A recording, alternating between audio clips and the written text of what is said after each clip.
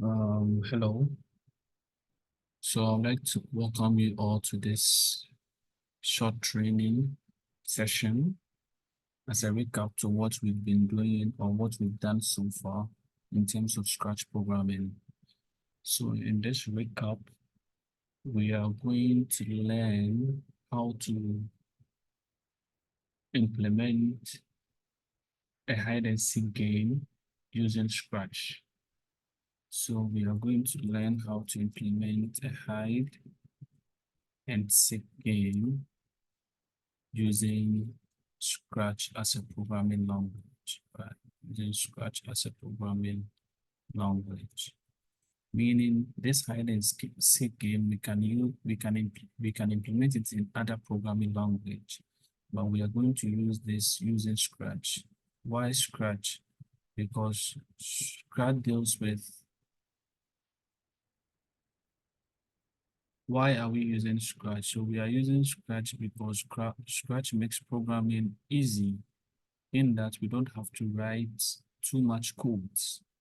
So each code or each function is built with blocks. And all we need to do is to be dragging and dropping the blocks onto the coding area. I hope you get it. So I'll take some few minutes to explain the Scratch interface. So I'll start with this main section that you see in front of us, in between this area where my mouse is hovering around. This is the area, or this is the section we refer to as the coding area. So this is the section where we write our code. So since I said we are not writing, right? So this is the section where we arrange our blocks of code for a Scratch character. I hope you get it right. Okay. And in terms of appearance, so the staging area is where the Scratch character appears. So whatever thing we are going to do, its appearance or whatever animation or whatever problem we are going to solve using Scratch, at the end of the day, it is at the staging area where we would, or where that solution will be displayed to us.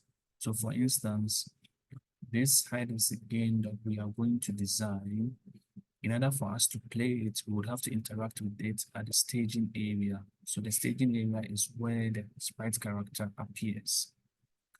Then we have this section. So this section is referred to as the sprite list area. So this is where we can select or uncheck a sprite character.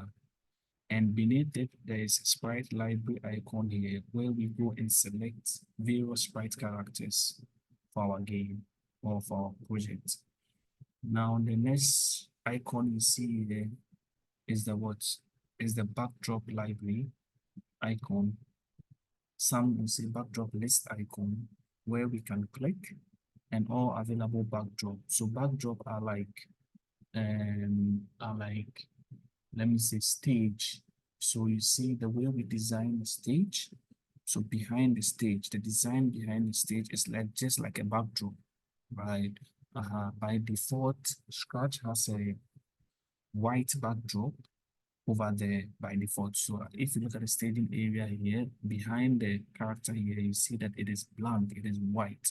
So it is the default Scratch backdrop. But Scratch also have certain nice backdrop where we can use to make our program more nice or more beautiful. Then we have the block palette area, which consists of the block palette or the individual blocks and the description for each block section here, as you can see. So when we highlight on each block section, we have a list of blocks that are associated with the motion group of blocks. Then we have the looks as well. There are individual blocks that are associated to the looks. Then we go on and on, right? Then on top of the block palette, we have what? We have the three tabs here. We have three tabs here. This is the code tab.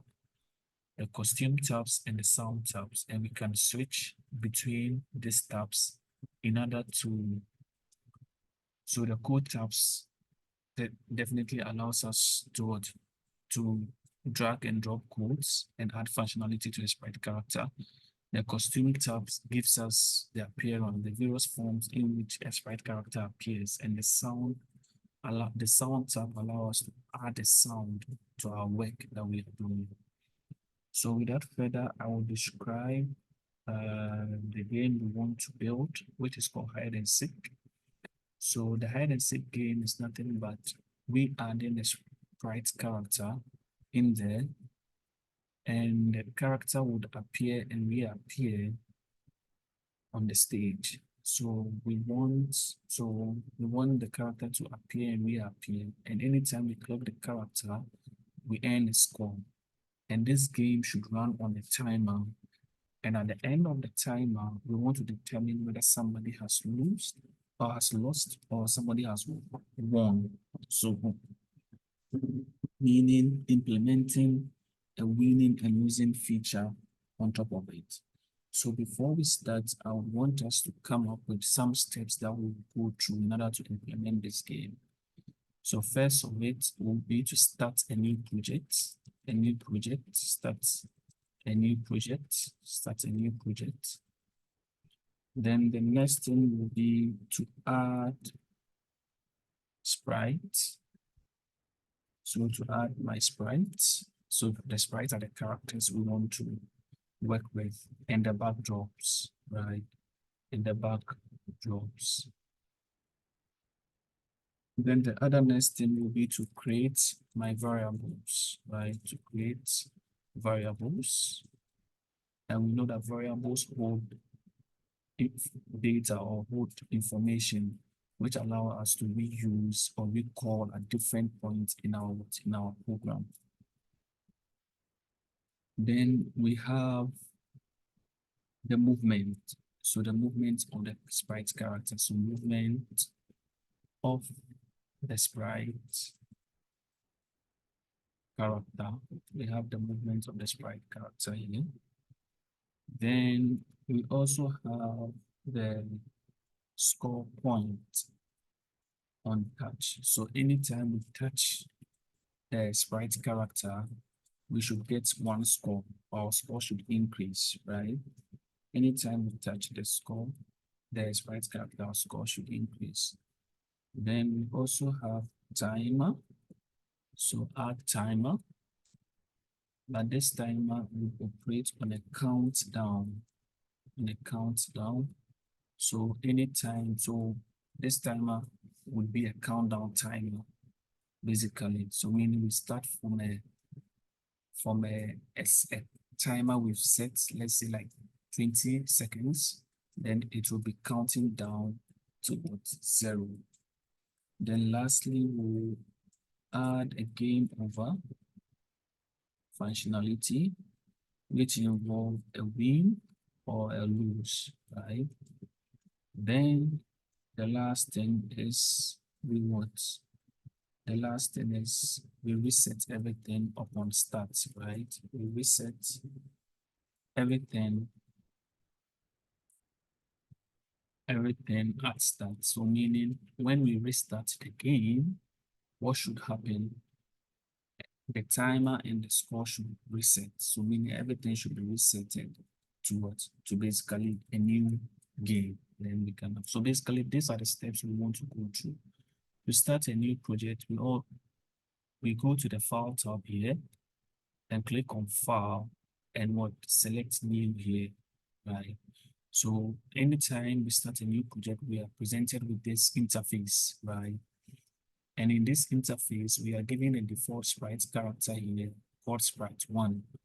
But we don't want to work with sprite1, so we are going to delete it. So you see sprite1 has been highlighted. So to delete it, we would use the trash bin here, then we click on it to delete, right? So we want to add, so this is basically a new, so we have a project name box here. So we'll give it a name and we'll say hide and seek, right? Okay. So we've created it. The next thing that we save it. So we go back to say save to your computer. So to allow us to save it, so we say hide and seek. So let me see, let me save it. Yeah, it allows us. So it's saved again as what hide and seek. Okay, so let's go back to our project step. Now we add sprite and what a backdrop. So we determine what sprite do we want to work with. So the sprite we want to work with, let me use numbers to represent these stages. 1, because I want to use bulletin points to subsection this. So add sprite. So what sprite do we want to work with? So we either want to work with Gobble or Ghost, right? So let's say Gobble. So we want to work with the Gobble sprite character. Then the backdrop. So we want to have one backdrop for our game area, for our gaming area. Then we have one backdrop for winning and one backdrop for what?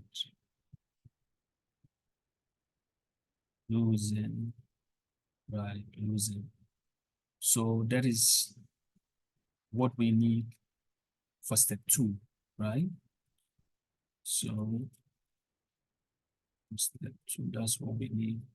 So let's go and select the various sprite character and the 3 backdrops. So we use the icon here, choose a sprite icon here and click on it. It will give us this new window, which has various sprite characters here. So the easiest, if you know the sprite character name, you would use this search box and search for Gobble.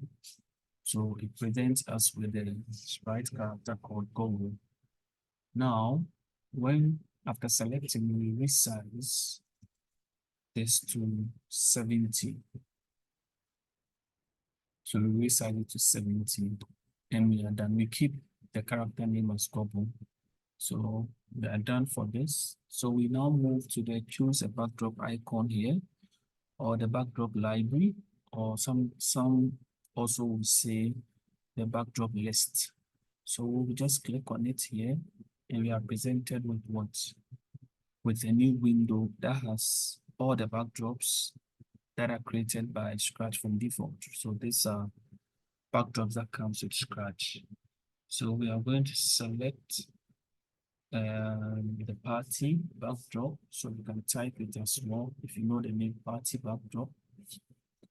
Then we go back to the icon again and select another backdrop for Castle for the losing backdrop. Then we select a third backdrop for the game. So I don't want it to be specific, but any backdrop you can select. So I'm going with Hall, this backdrop, with Hall backdrop. Now, to see the list of available backdrop we've selected, we'll click on this stage here, this C section here. Then you realize that the 3 tabs we have here, there is a new tab that is presented to us, which is called the backdrop tab. So I'm going to click on the backdrop tab here. Then now I see the list of backdrops I have selected. You see that included in the list of backdrops here is the default Scratch backdrop here. Since we don't need the default Scratch backdrop here, I'm going to click on it and delete it. So I'm left with this 3 backdrop that we've selected. Now I'm going to rename those backdrop. So I'm going to rename those backdrop. So for this party backdrop, I want to rename it to what? To winning backdrop. So I want to rename it to winning backdrop or background, depending on. And here I'm going to rename it to what? To losing background. Now here I'm going to also rename it to what?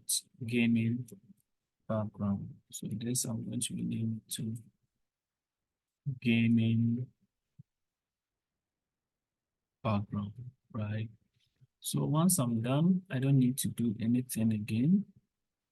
Once I'm done, we don't need to do anything. We can move on to the step. So I think gaming is 1M. Gaming is 1M. Gaming background. Okay. So we can move on to our code section. So now we moved on to the third step, which is creating variables. Now we ask ourselves, what are the variables we want to work with? Now, per the description of the game, basically we will need two variables. One variable to hold scores and one variable to hold the timer. So we will need two variables, scores and what timer, right? Okay. So in order to create variables, we go to the block palette here and look at the description of the block palette. We have variable section here. So we select the variable section. And in there, there is a make a variable block here. So we click on it. Then it gives us this window, it presents us with this window. So we give our variable a name.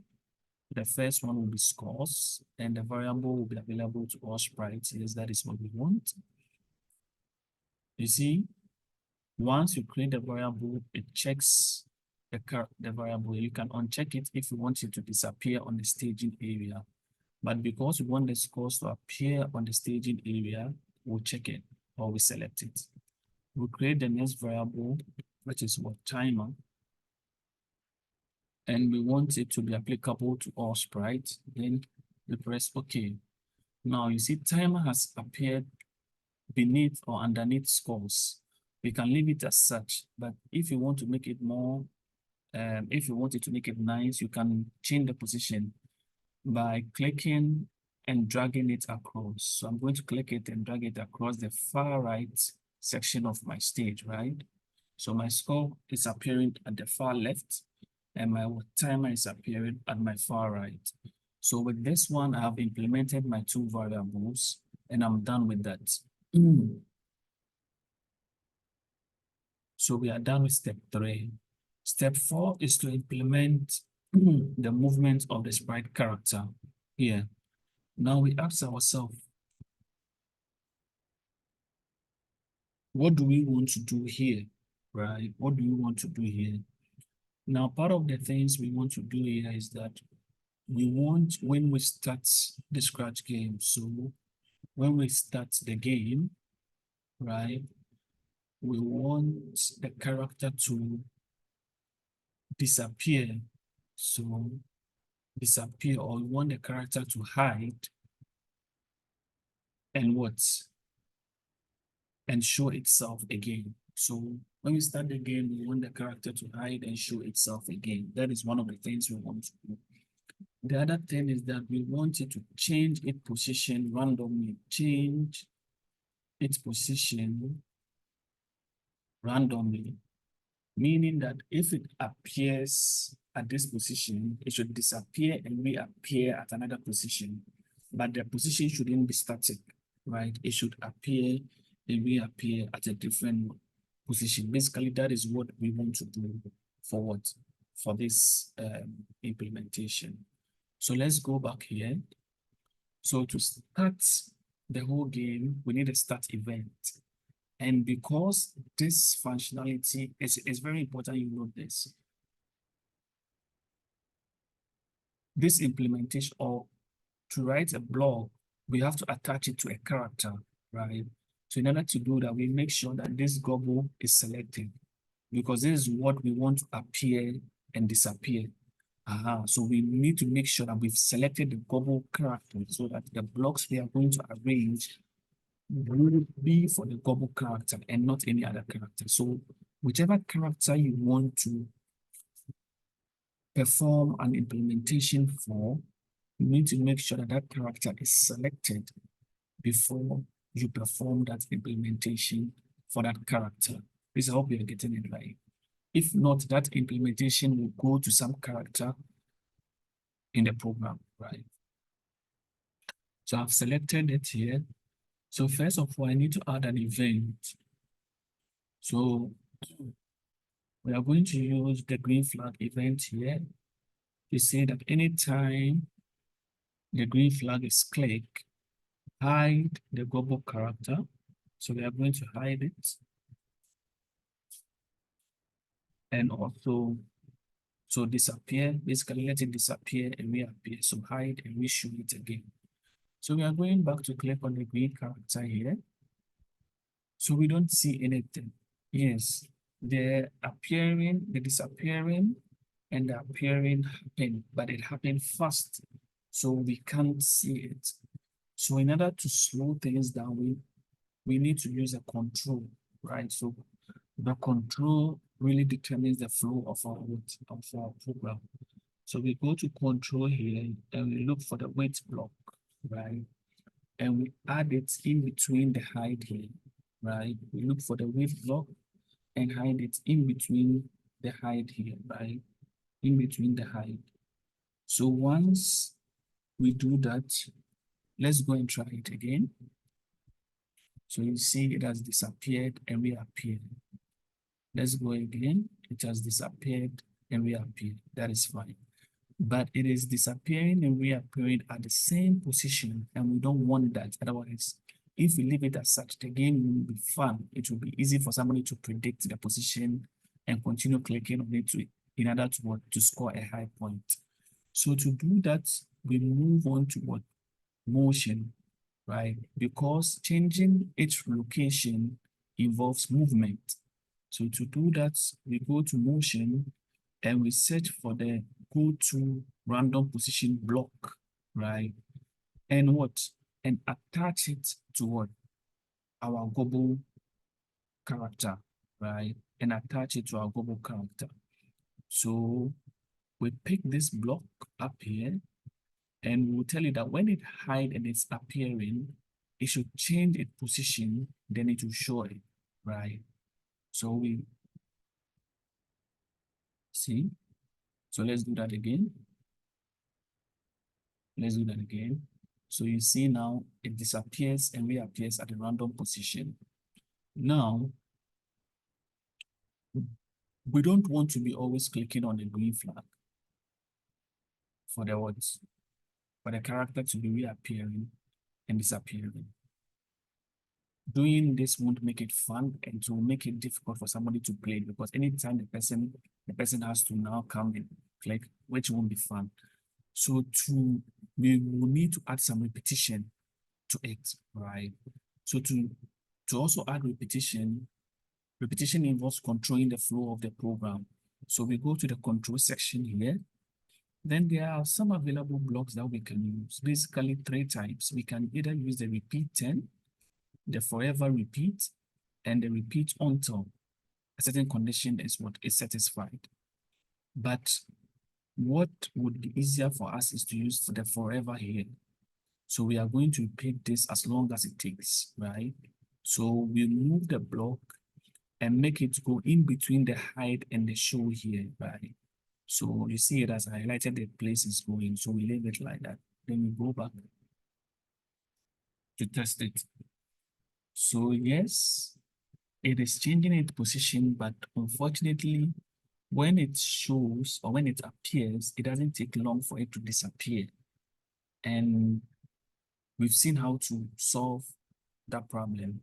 So we'll go and use the wait block here and attach it to the show as well.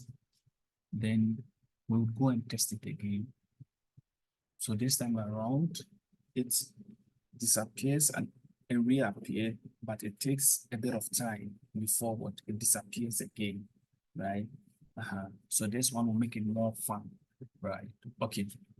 So basically, we've implemented the movement of Gobo, which involves it appearing and disappearing at different random location. So we can stop the game now and move on to the next step. So the next step here is to add a score. So it's to add a score.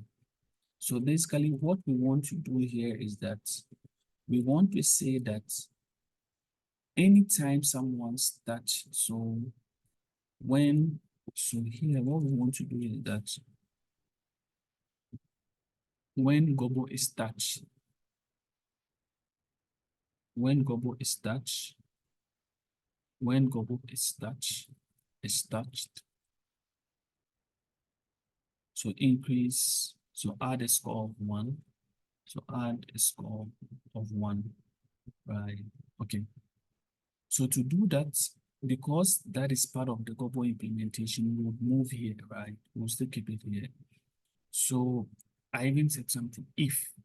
So we want the score to increase based upon a condition, and the condition is that if a person or a player touches what? The gobble character, the score should what? Should increase, right? So we come to the control blocks here, then we will look for the if condition, right? We will look for the if condition and attach it.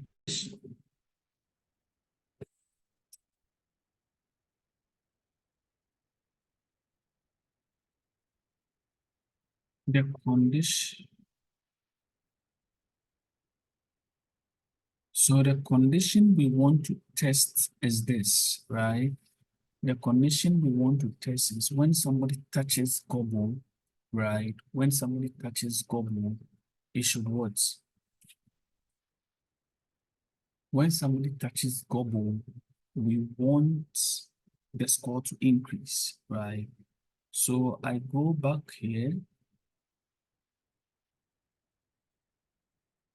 So in order to add interactivity, we go to sensing, the sensing section here, and we search for the touching block here, right? Touching mouse pointer, meaning we are going to use the mouse pointer to touch gobble character. So anytime the mouse pointer touches gobble character, we should increase the score by 1. So I'm going to add it to the if condition here. Then I'll go back to my variable section here, and there's a block referred to as change my variable by 1. So I'm going to select that block and add it in between the if condition here. Then I will what? I will change it to score. So here, meaning anytime I touch gobble, my score should increase by what? By 1. So I'm going back to start again. Let's see. So you see my score is increasing. My score is increasing. My score is increasing. My score is increasing. My score. So meaning this works, right? But to make it more fun, or more fun, I should say, we can add a sound to it so that anytime the user touches gobble, a sound is played. So to do that as well, we go to the sound section here in the block palette, the sound group of blocks here. There are some blocks underneath sound. So we have what plays sound until done. So by default, gobble sprite characters comes with sound, right? A sprite character comes with sound.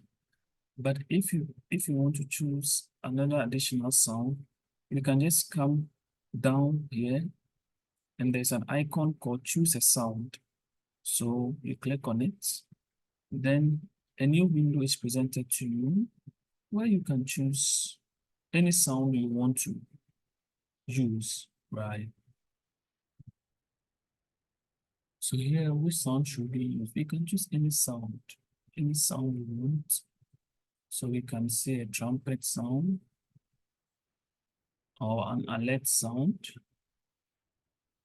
So any sound you want to use, you can select any, right? So I'm going to select a trumpet sound here. So I go back to my code area. So I select place sound until down. So I can either use this or place sound until down. So let's use this place sound a trumpet. So let's click on this one again.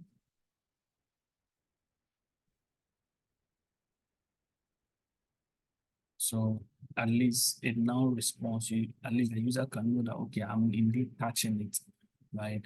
But let's see something.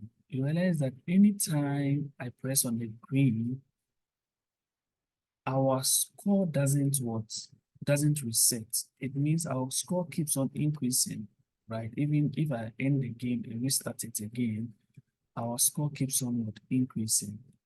Now, to solve this issue, we need to go back to the variable and set the score. So we will pick the score block here and add it underneath the green event and the forever block and change the variable to scores, meaning anytime we restart the game, scores should be reset to what? To 0. So if you click on the green again, you see score has been reset to 0. So we go again, we go again, we go again. So if I pause and reset, you see score is reset to 0. Okay, now let's go and check here, meaning we are done with the score touching point. Now let's move to the timer, right? The timer is the 6th step. So here we want to add a timer countdown. As I explained earlier, we set a certain time. So here we set a time, or we set a timer, which we want to use 30 seconds, right? Then after each second, we reduce timer by 1.